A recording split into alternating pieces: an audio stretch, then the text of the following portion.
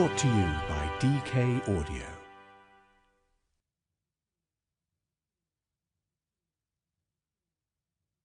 DK Audio presents Behind the Horror, written by Dr. Mellor and read by Adam Sims.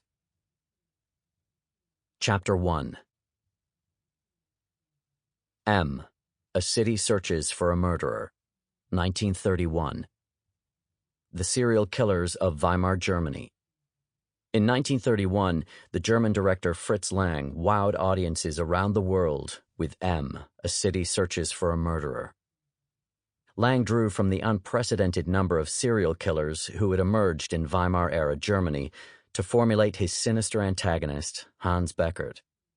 Those who worked tirelessly to catch them inspired Lang's protagonist, Inspector Karl Lohmann. Serial killers have walked among us since time immemorial.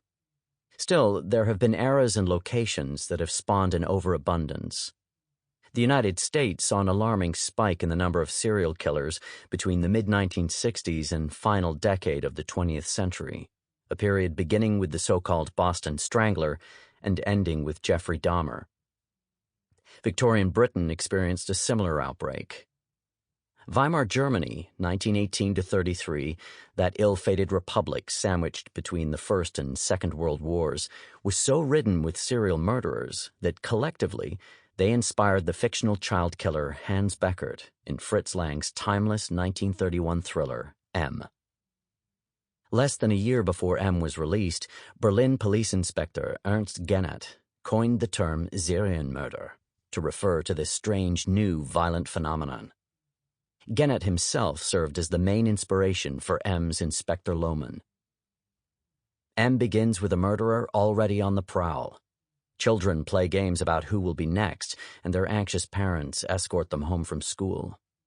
A young girl is approached by a mysterious man who offers to buy her a balloon.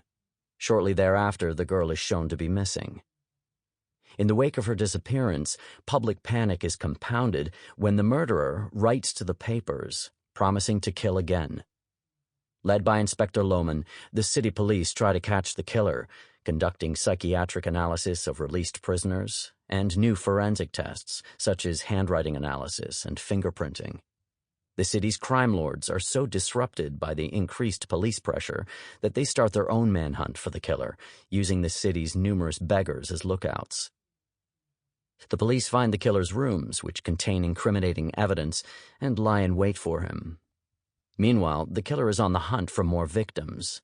A blind beggar identifies the killer's distinctive whistling and is aided by other beggars, who mark M for murderer, in chalk on the back of his coat. Shortly thereafter, the killer is cornered and abducted by the crime lords. Put on trial in an abandoned distillery, the killer delivers an impassioned defense, claiming that he cannot help himself, that his urge to kill is uncontrollable, and questioning why other criminals feel they have a right to judge him.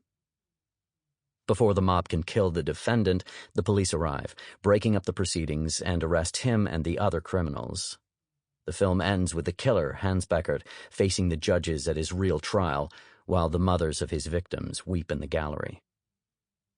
Like Alfred Hitchcock's The Lodger, released 4 years earlier, M broke new ground by exploring the subtle psychological and social factors around sexual homicide, instead of simply portraying murderers as mindlessly evil.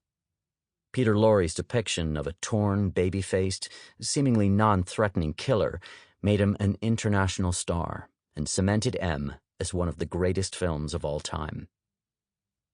6 Weimar-era serial killers served to varying degrees as inspiration for Hans Beckert. Johann Meyer, Friedrich Schumann, Karl Grossmann, Fritz Haarmann, Karl Denke, and perhaps most of all, Peter Kürten, the so-called vampire of Dusseldorf. In March 1918, while his countrymen were mired in the trenches of Belgium and northern France, Johann Meyer committed his first murder. Born in 1886 to an impoverished single mother, he had spent much of his childhood roaming Western Germany begging for alms. After losing his left forearm in Sample complete. Ready to continue?